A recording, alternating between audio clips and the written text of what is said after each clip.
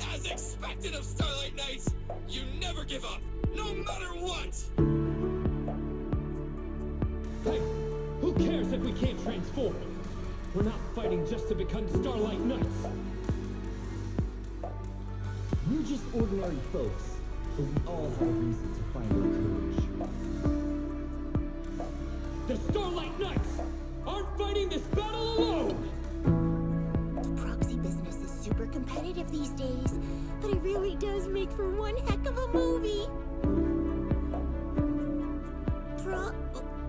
Belle, you look like you have something to say. Don't tell me that's not how the story goes. The characters match up, but the plot... Since I was wrong, guess you'll have to watch this movie with me to help me understand. Oh. Her. Okay. I'm not interested in Cynthia, like, at all. I knew. Shot from a jab out of your face. 2 blocks to the land, one of your ways. 3 decades of honing my skill base. For this very moment, I can't wait. Is that all you got? Come in and pick up the pace. I'm trying to reach from beyond what I am physically can. Bubble out. No matter what, whether real or it's virtual, I'll climb above what is known to be possible. There's only one way to show you're invincible, and it's to force your way right to the end. Right now your enemy's weak. You gotta fight. Maintain your ultimate streak. You gotta fight. The hollow won't take me. You gotta fight like it's the last one. Tell me that's how I made.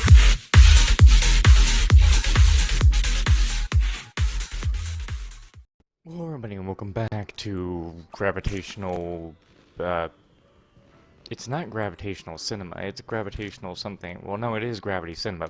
It's not gravitational attraction, it's gravitational something else, where we're going to continue it on. I think maybe finishing this one with going with Yuzuha. So let's go.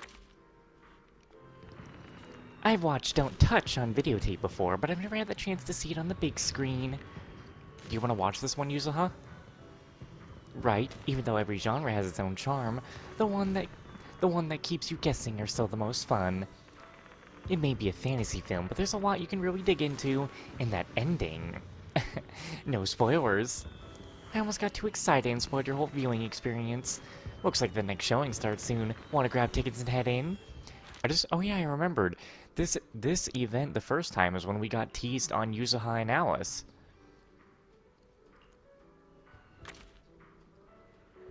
I remember that Yuzuha was like sitting in one of these seats before.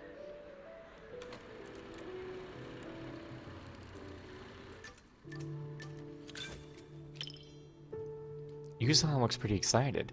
Even though she has seen this movie, she still is looking pretty forward to it. Since Yuzuha has seen this movie before, maybe we can talk about why she chose to watch it again. But Yuzuha seems to really care about others' viewing experience, so let's avoid asking any questions that might spoil the story.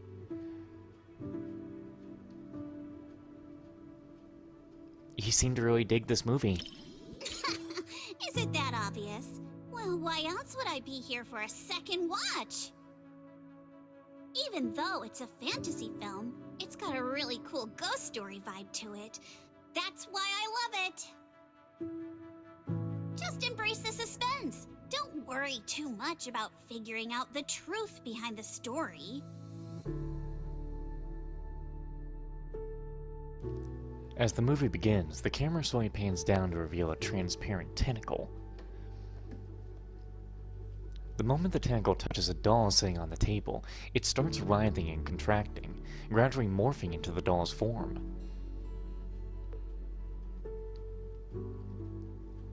Dr. Samir leads an investigation team to study these alien creatures that can morph into other objects. Starting to sound like fucking prey. As the doctor examines the alien's tissue samples through the microscope, you suddenly feel Yuzuha giving you a sneaky poke. These aliens seem pretty interesting, huh? They seem perfect for a prank. Wow, that's my proxy. You knew exactly what I was thinking. But seriously, a creature that can transform into anything at will? That's what I call the perfect partner for pranks. I bet Kama will be jealous. You've got a point. The last time I went out to play with some cats, the little guy threw a fit for ages once we got back. But if this creature could morph into his favorite apple, maybe we could mess with Kama too. Wait, are these my memories? If so, how can I see myself in third person? That stirring stick that just popped out of my hand, it was like it had a life of its own. If this is a dream, it feels way too real. What are these aliens? A jumble of bizarre images comes together, creating a dazing collage. Dr. Samir's face keeps morphing under the fisheye lens, occasionally transforming into other people's faces. And around him, objects are dancing, spinning and swaying where they stand, like a symphony of inanimate objects. Turns out Dr. Samir, who's leading the investigation team, isn't human at all, but the very same alien life form he was studying. But did the aliens replace the Doctor, or did the Doctor never exist to begin with? Nobody knows. Looking over, you see Yusa's expression gleaming with excitement, her eyes twinkling. She's completely mesmerized as if she's been drawn into the scene.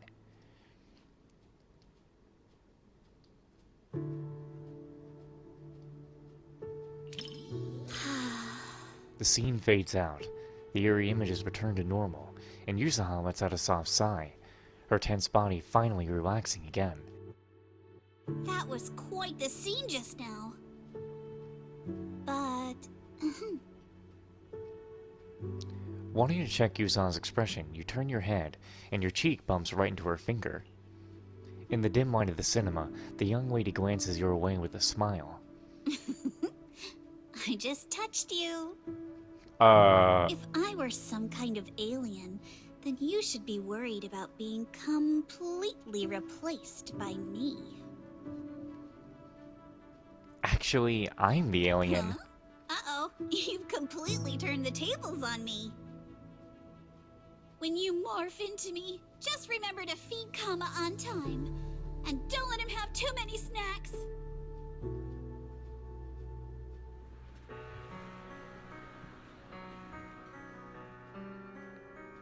You finished watching Don't Touch with Yuzuha. That was a really special movie. Looks like you're really into it too. I thought maybe you'd be like everyone else, whining about how wishy-washy the movie's ending was. You know what makes thrillers so captivating? It's all about the feeling of suspense. If you look at it that way, suspense films and ghost stories boil down to the same thing. Once an urban legend gets cracked, it loses its charm. Just like how a movie's not as fun to rewatch once you know the big plot twist. But movies that leave you hanging keep drawing people back to theaters, searching for answers. Stories like that are better than something you can figure out after seeing it once, right?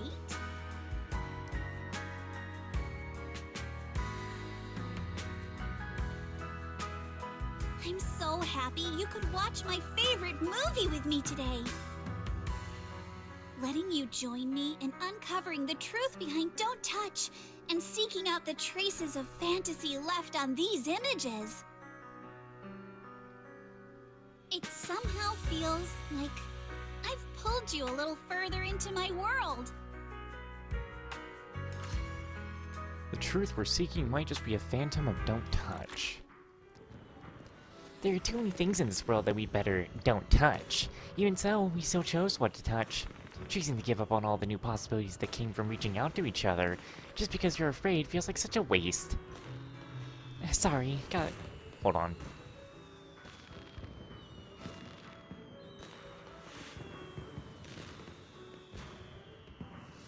I think some assholes would give a warning when they're gonna be coming up to your area and you don't want to talk to each other.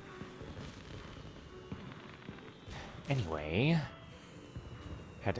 I had to stop for a moment because I didn't want to be heard. Anyway, yeah. Tell me more. Buttering me up won't get you any rewards, you know. I had a great time watching a movie with you. If we get the chance again, let's come out together. Alright, oh, Lycon next.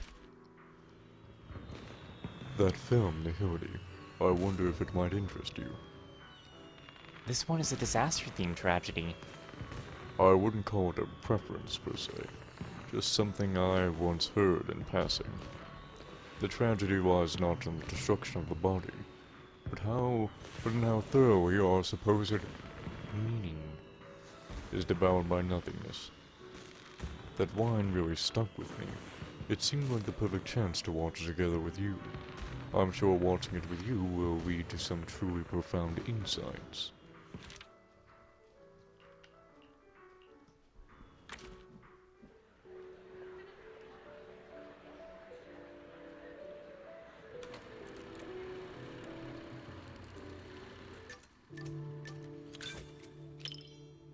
Perfect. Lycon seems really into it. I heard the plot of Nihility is really depressing. What would someone as rational as Lycon make of this? Should I test the waters and see what he thinks first?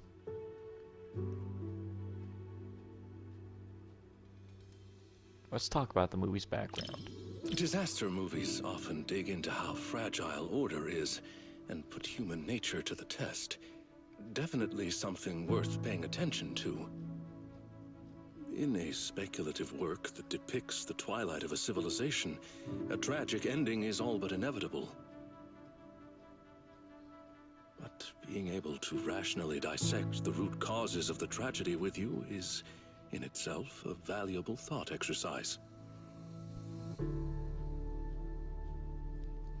The film opens up with a calm shot depicting a bustling yet rigid urban landscape. Beneath the orderly facade, an indestructible sense of oppression permeates. Wait, indestructible? What? Indescribable. At an academic conference, the protagonist queerly presented her theory to a room full of elites, only to be met with contemptuous laughter. Wait, contemptuous? What? Yeah, fuck. I hate myself. The camera slowly fixes on her isolated figure. Her wild fantasy quickly cost her all credibility. She returns to her empty home, greeted only by the mechanical assistant her late mother left behind. Wary, the protagonist rests her head on the mechanical girl's cold shoulder, the faint whirring of machinery humming softly from the speakers. One with insights ahead of their era often meets not understanding first, but solitude.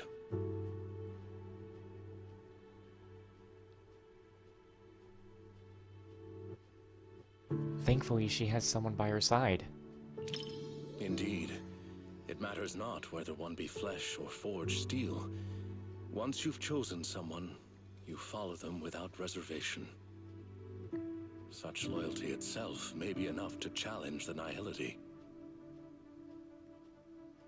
His voice is low, carrying a note of complexity. As if he is also examining, through the movie, the same principles he holds dear. Stop terrorizing us with poetic metaphors. Science needs data, not wild imaginations. This isn't a gamble of probability, but a countdown that's already begun. We can't just turn a blind eye because it's beyond our understanding. When disaster strikes, let's hope those data models you're so proud of ring the alarm before my delusions do.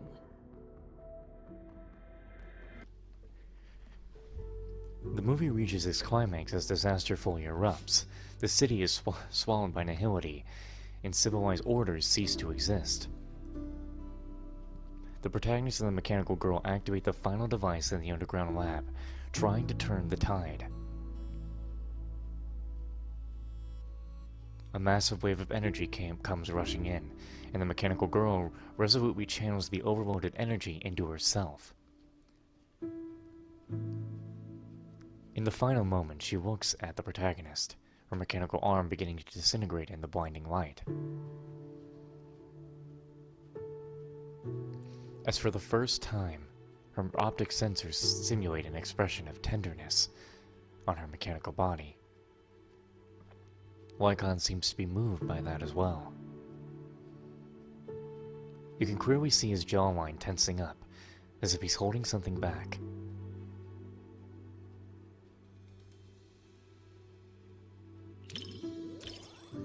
The mechanical girl dissipates completely. At the same time, the protagonist is pushed from the basement and collapses at the edge of a world succumbing to annihilation. In the sky, the faint ray of hope they created together is swallowed by the endless void. The prolonged white light on the screen plunges the theater into a long silence. Lycon doesn't speak right away, as if observing a moment of silent mourning. When he finally speaks, his voice had regained its composure. In the end, even the noblest resolve of one individual couldn't reverse the torrent as collective consciousness came crashing down. The power of this work lies in forcing viewers to confront the most fundamental contradiction. It is not about whether success is possible, but whether it is worthwhile. It is about order, about loyalty, about the meaning of persistence in a battle that's doomed to fail. Thank you for watching this thought-provoking work with me. I was truly moved.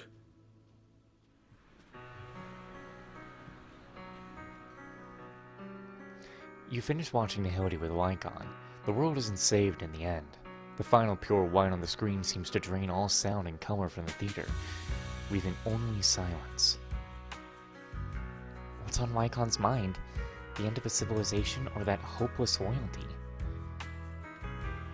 He looks more solemn than usual. Maybe I should say something.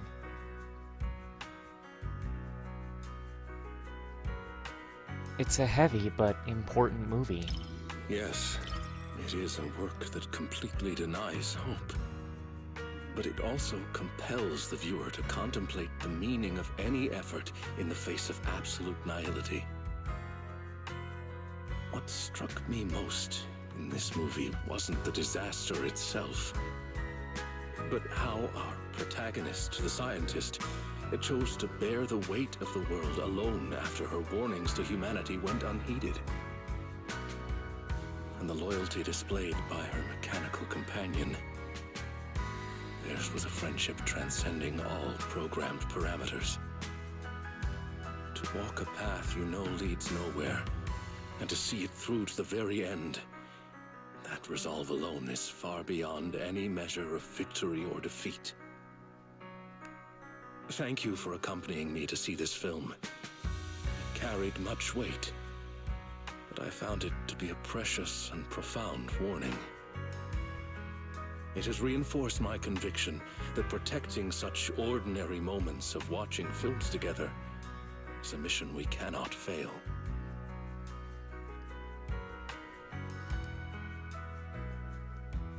In collective chaos, the light of reason shines as faintly as a firefly. But those who remain steadfast in their duty and loyalty until the very end, their stance itself was the strongest response to nihility. Thank you for sharing this profound moment with me.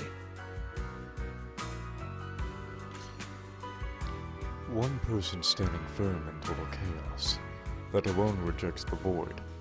A work born from despair that still lights the way to hope.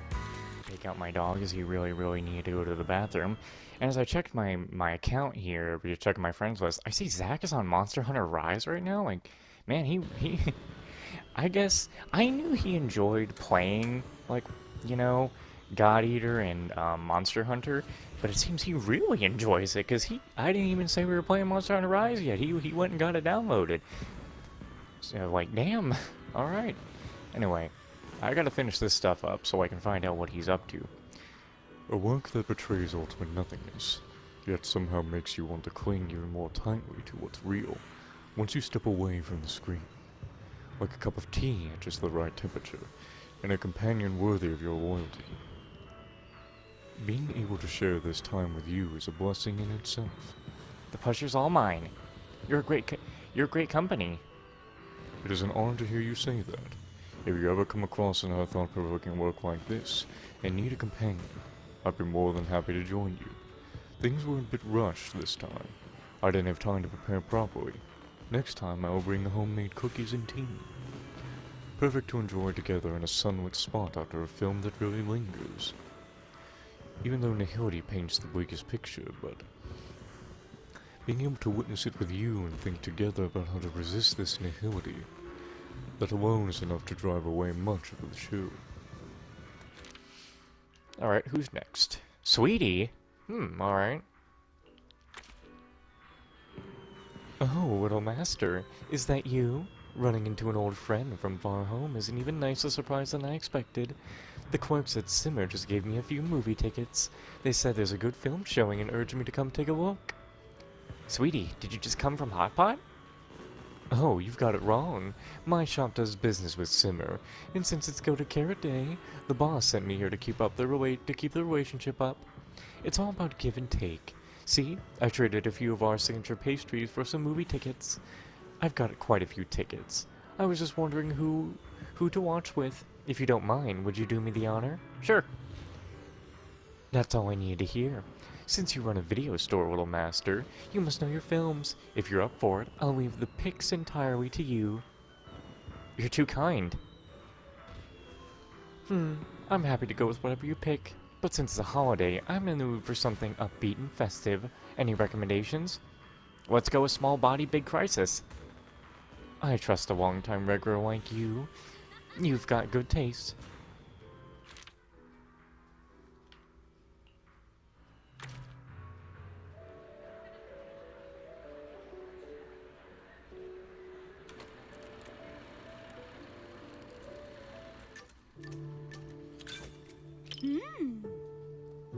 Sweetie glances around the interior with curious eyes, looking pretty pleased with what she sees.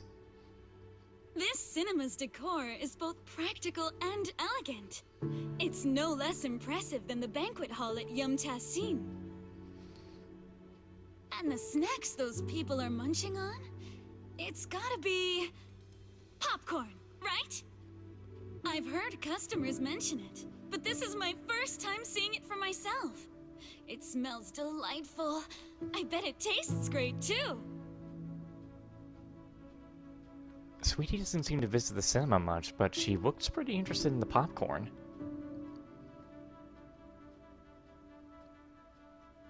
Want to grab some popcorn? I wouldn't say I'm dying to try it, but it is pretty intriguing. After all, this type of snack is hard to come by where I'm from. Compared to the delicate and refreshing snacks of Phylum Heights, folks here in Janus Quarters seem to prefer their treats with a much richer flavor profile. Speaking of which, to improve on Yum Tassin's selection, my boss actually sent me out to sample flavors from other locations.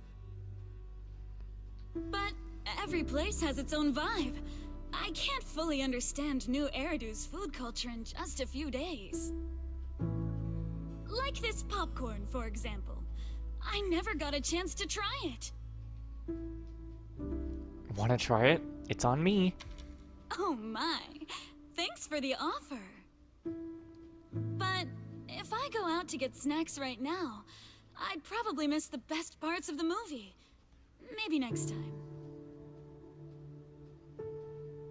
Bob turns into a Bang-Boo. While the Bang-Boo becomes human, an unexpected body swap flips their lives upside down.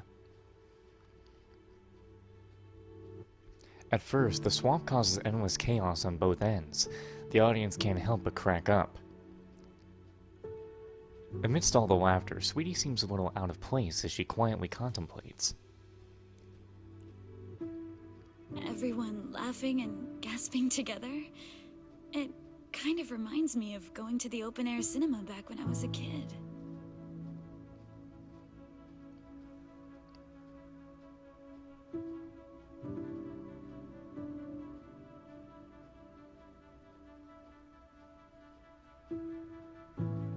Sorry, I was listening intently to something. Open-air cinema?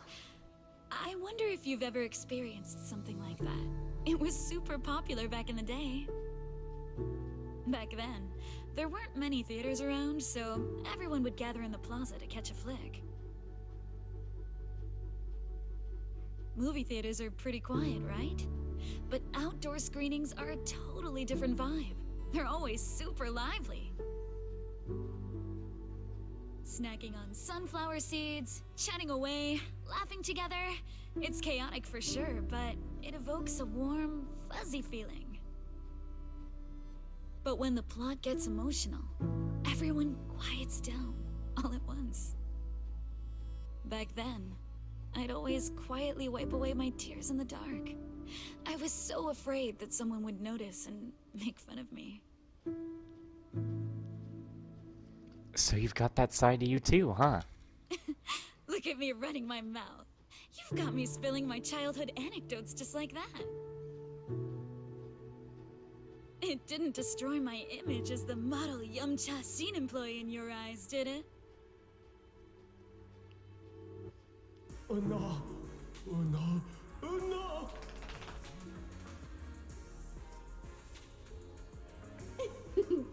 Daydreaming again, little Bang Boo. Come here, my squishy little cupcake. Oh, you're so soft. You were born to be petted and rubbed. Oh no! Oh no!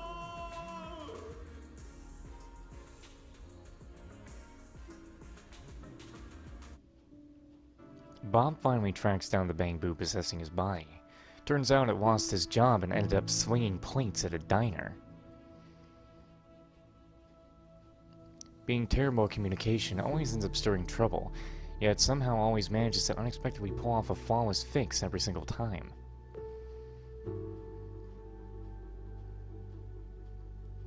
Bob keeps pretending to be a customer just to mess with it, but as a Bang-Boo, he's the one who gets the short end of the stick. He keeps raging and there's nothing he can do about it.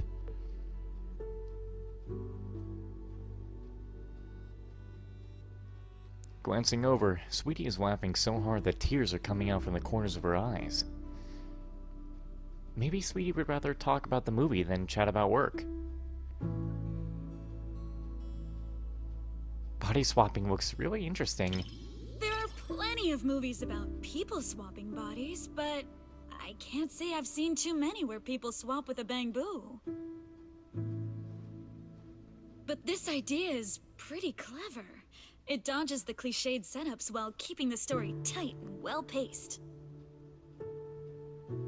If I swapped bodies with my picky little Bang-Boo, everyone would be in for a rough time. That little guy's got a nasty temper. If we made him work at Yumcha Scene, it would have customers fuming left and right. Speaking of, I just remembered that the Bang-Boo you sent to run the stall was really well behaved. It goes by 20, right? If only I could swap bodies with that little troublemaker of mine. I've never even seen it sit still for a second.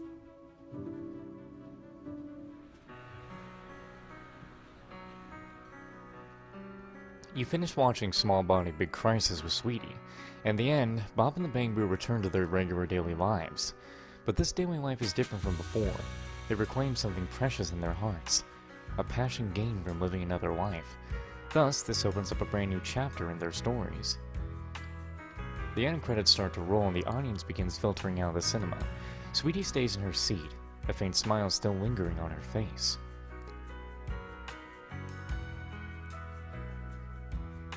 Sweetie's still glued to her seat. Guess she really enjoyed the movie. Maybe I should ask for her opinion.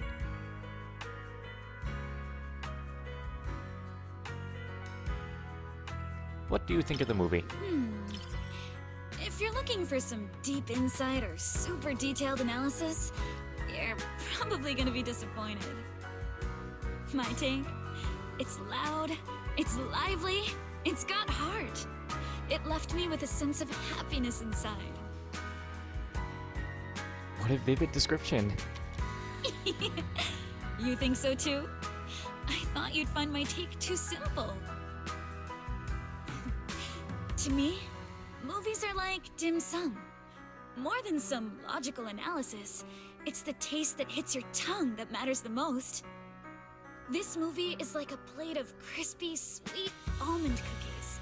You can scarf down piece after piece without feeling an ounce of guilt.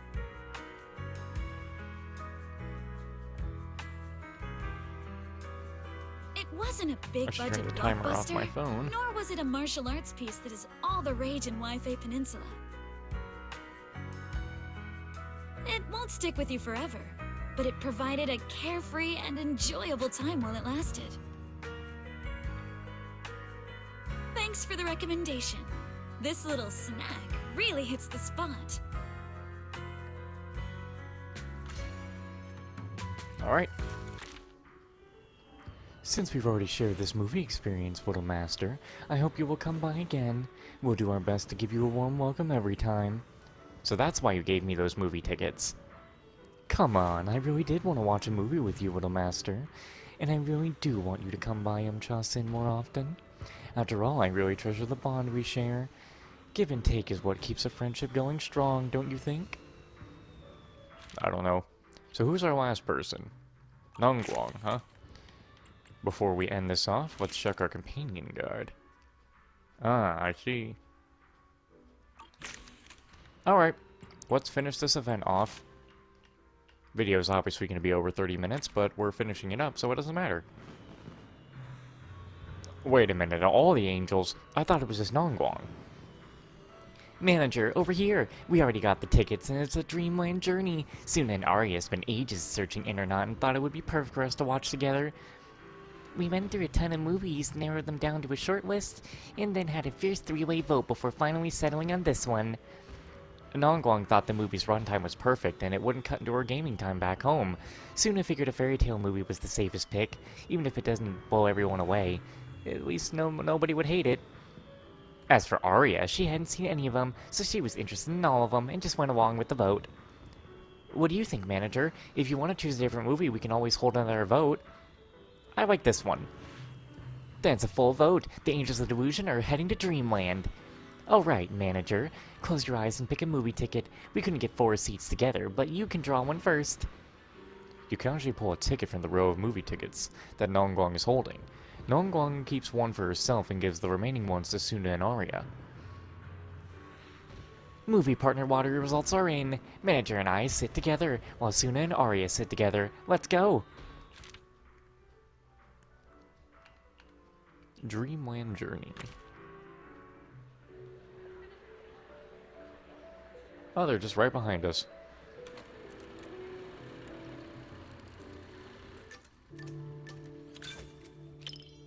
Beside you, Nongguang Yu adjusts her posture, settling in the most relaxed position to enjoy the movie. Nongguang tugs on your sleeve. Before deciding to see the movie, we read a lot of reviews, and they all said it was good. Right. Do you want me to send you those reviews, Manager? That's a spoiler, isn't it? You got me. Okay, I'll black out all the keywords before sending it to you. Then it probably isn't worth reading. Well, even if I secretly write bad things about you in the blacked out parts, you'll never know. Huh? Then again, even if I snuck in things like, I like you, Manager, you wouldn't find out either. What? Sometimes it's impossible to follow Nongguang Yu's train of thought. But she's definitely interested in this movie. Should we keep talking about it? Before deciding to watch this movie, I had to dream about it last night. Who's that random kid in the back? In my dream, this movie's producer actually came to us to sing the theme song. I and Suna were so happy and both screamed with joy. And then I woke up. Even though the dream felt pretty average, I guess it's still a good sign. The movie begins. Lillian accidentally enters a mysterious wonderland and embarks on a journey through the fairy tale world. The Red Rabbit Baron hops to her side, bowing politely, drawing a smile from the audience. But Nong Guang Yu's smile doesn't look quite so innocent. You want to yank the rabbit's tail? You got me. Can't blame anyone for wanting to pinch something that looks that squishy. In a fairy tale wonderland, an adventure awaits. Yeah, right. Even kids wouldn't fall for that kind of stuff anymore. No, adventure is out there. That was me, just another boring adult, unable to believe fairy tales and all that happily ever after stuff. Until I came here. Fairy tales are real. Dreamland adventures do exist. And that's the kind of story I'm going to write. Stories that bring children hope and happiness.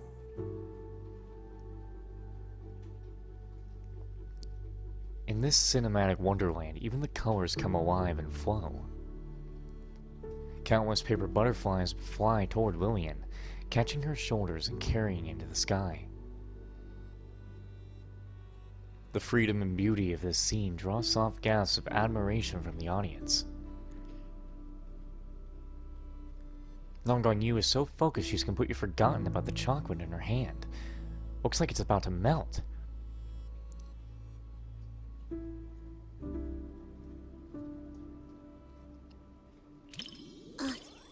Thanks.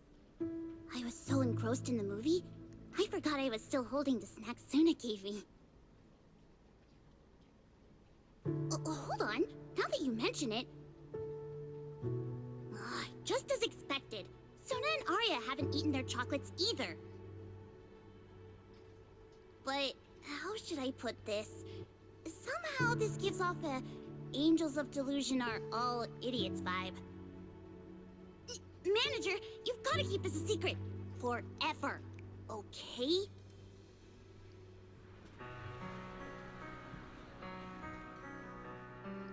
You finished watching Dreamland Journey with the Angels of Delusion. Even fairy tales can be moving sometimes. Because the visuals and music really complement each other so well. Sometimes, even though I know it's not real, those feelings start to tug at my heartstrings. And then I end up getting all emotional. But then, looking at Suna and Arya's expressions, they seem genuinely touched. That's nice too.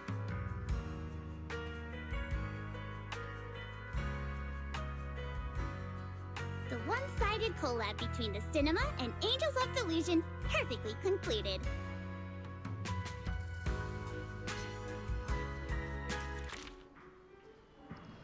Thanks for sticking with us through the whole movie, Manager. Are you heading back to the training? That was the plan, but inspiration just hit. I really want to head back and get this song down. I knew it. No worries, Nongrog and I can head off to the dance practice first. Next time you visit us, Manager, you might get to hear our brand new fantasy-style song. Suna, you're not gonna bail on us, are you? Don't worry, I won't let you down. Alright, well, my thoughts. I still think Gravitational Attraction is my favorite event in the game, but I definitely still prefer 1 over the second version. I still think the first one was much better. But all that polychroma and that's it. That's all we need. Thank you guys so much for watching. I'll see you in the picture-taking event. Bye-bye. Over. Future me, you fool. You aren't actually done yet. You know how sometimes you play some events in some games where you're like, what's the point of doing the last bit of dialogue? more specifically Wuthering Waves combat events, I don't care to do the final dialogue because it's like, it's not that important. But this is actually important. Thank God that this was showing up on my map. Isn't this an Angels of Delusion special guest? Did you come all the way here just to try that lucky seat again? Gong, say hello properly. Manager, great to see you again. So today you guys are back for another round of Dream One Journey? Not today. We're here for a nostalgia tour. We heard that some films go off screen after Gilded Carrot Day, so we wanted to soak in the atmosphere here a little longer. After all, this is where a bunny went bang and fished at Will Suna's inspiration right out. That's right, we even bought the last limited edition bunny-shaped popcorn as a souvenir. Our little composer may be strict with the budget day today, but on occasions like this, she really knows how to make it feel special. Gong, not everyone's got your crazy good luck, always running into Denny's falling from the sky. It's important to save when you can and spend wisely. How's Suna's new song coming along? See, Suna, even our manager is checking in for updates. Did any paper butterflies ever fly out of those crumpled drafts you threw away? Not yet. I just can't seem to get the part where the rabbit hole collapses at the end. But the melody Suna wrote is gorgeous, especially the chorus. I've actually been secretly practicing humming it. It's just the choreography that I'm still short on ideas for. The truth is, thanks to the manager in that movie, the original melody was created a while back. As for the title, the composer's still putting it through a ruthless review, so she refuses to call it finished.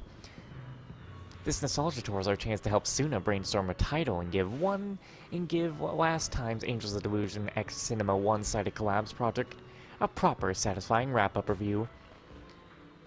Okay, it's also a very profound memory. I had a great time watching it. We gotta wrap this up, though. We don't have much time. So, can we wrap it up? Uh-huh.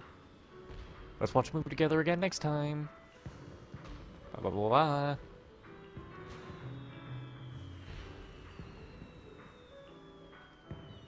Yep, Okay, that was it. Alright. I'm so fucking pissed off right now. And here's how I'm gonna tell you why.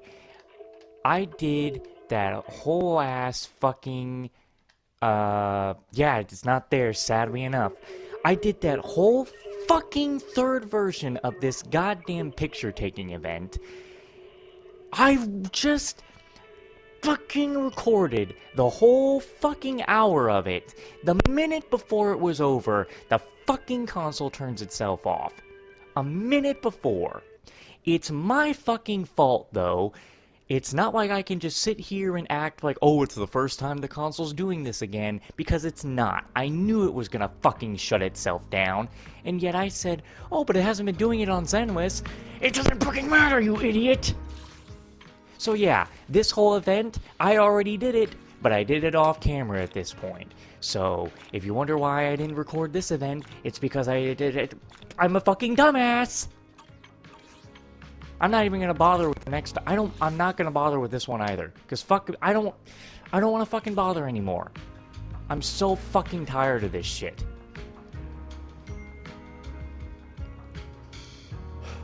I'll tell you what happened. I'll just give you a quick rundown. It's really not anything important that you missed anyway. It's just going around talking to shops, taking pictures of the shops, and then finding out that 404 made this whole event, and that's it. It's really not like it was the main story or anything that I can't get back, or a really important event, but still, it fucking sucks to lose this hour-long fucking progress. I'm so fucking pissed off at myself. I fucking know better. And yet, I fucking played it like this. So there goes a whole, like, video to even be done now. Just a waste of a whole fucking hour. God, fuck! Oh, yeah, I can't stand this. What is my fucking luck with PlayStation fucking consoles? Why are PlayStation consoles so fucking shit? I don't fucking get it. Constantly, they're nothing but shit.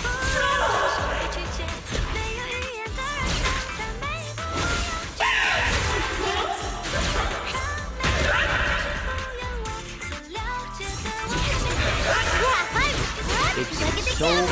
I can't fucking stand this shit, man. It's always my fucking shitty luck. I know it's happening to other people. Why the fuck does the fucking billion-dollar company not know how to make shit that fucking works? So that I sit here, someone specifically who needs that shit to work, who needs it to work for specific reasons. If I didn't fucking record these games or anything, I wouldn't give 2 fucks if it breaks. And I use, like, recorded footage. But I'm someone who needs the recorded footage shit.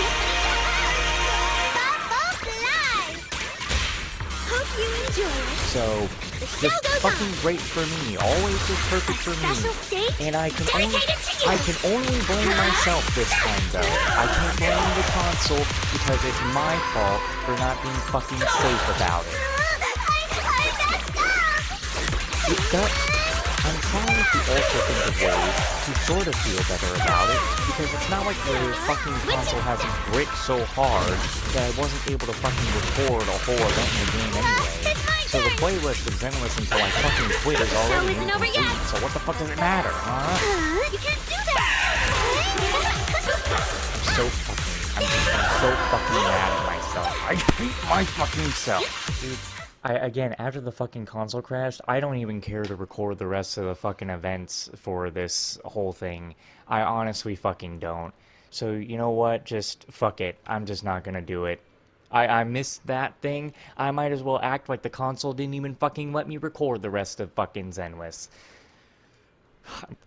Every night I will save your life.